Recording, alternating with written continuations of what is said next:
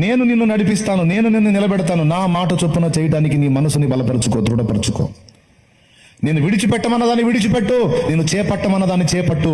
నువ్వు ఎందుకు నిలబడవో, ఎందుకు గెలవవో, ఎందుకు రాణించవో, ఎందుకు వెలగవో నేను చూస్తా. నా మాట చొప్పున చెయ్యి, నా మాట చొప్పున చెయ్యి.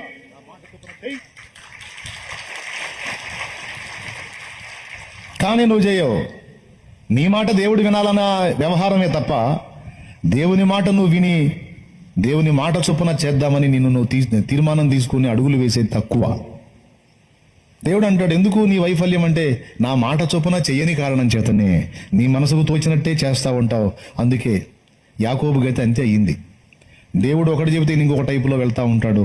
చివరికి దేవునితోనే ఒప్పందాలు చేసి, దేవునితోనే ఏమైనా నిబంధనలు చేసి, నువ్వు నాకు ఇట్లా ఉండు, నువ్వు ఇట్లా చేయి, అట్లా చేయంటే ఆయన సరే యాకోబు అంటే యాకోబు చెబుతాడు, దేవుడు చేస్తాడన్నమాట. అలాగే చేసుకుంటూ పోయాడు. తిరిగి రిటర్న్ వచ్చేటప్పుడు లాభం దగ్గర నుంచి జంప్ అయ్యేటప్పుడు, అంటే మావ దగ్గర నుంచి పారిపోయేటప్పుడు ఎబ్బోకు రేవు దగ్గరికి వచ్చేటప్పుడు అర్థమైంది మ్యాటర్. ఇప్పుడు పుట్టింటికి పోలేడు, అత్తింట్లో ఉండలేడు. అత్తింట్లో ఉండటానికి మామ శత్రువు అయ్యాడు, బామర్దులు శత్రువులు అయ్యారు. దొరికితే చంపేయాలని ఉన్నారు. పుట్టింటికి పోతే అన్న శత్రువు అయి ఉన్నాడు, ముందే కత్తి నూరుకొని ఉన్నాడు, దొరికితే చంపేద్దామని. ఇప్పుడు అటు పోలేడు, ఇటు పోలేడు.